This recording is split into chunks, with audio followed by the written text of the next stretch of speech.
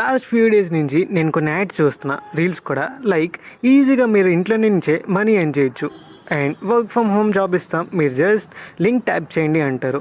ఒక క్వశ్చన్ భయ్యా, జాబ్ ఇస్తున్నారు ఓకే, కానీ మనీ ఎందుకు అడుగుతున్నారు?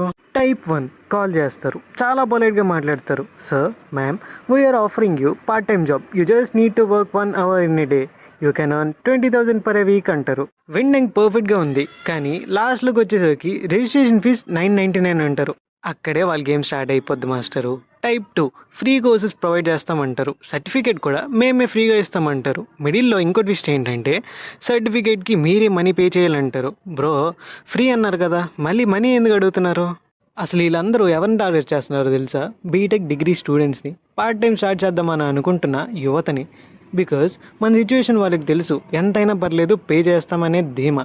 కొన్ని మంది 500,000 నుంచి అయితే స్టార్ట్ చేస్తారు, తర్వాత మనీ పే చేశాక నంబర్ బ్లాక్ చేస్తారు, జాబ్ ఉండదు, మనీ కూడా వేస్ట్.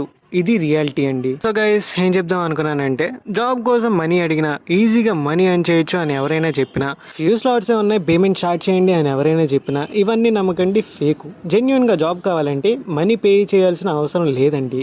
ఇంకా కోర్సెస్ కంటారా, ఫ్రీ సైట్స్ అయితే చాలానే ఉన్నాయి. డెస్పిరేషన్లో డెసిషన్స్ తీసుకోకండి. స్కామ్లో పడడం కన్నా స్లోగా గ్రో అవ్వడం చాలా బెటర్. సో ఈ వీడియో నచ్చితే మీ ఫ్రెండ్స్ అండ్ ఫ్యామిలీకి షేర్ చేయండి. Thank you for watching.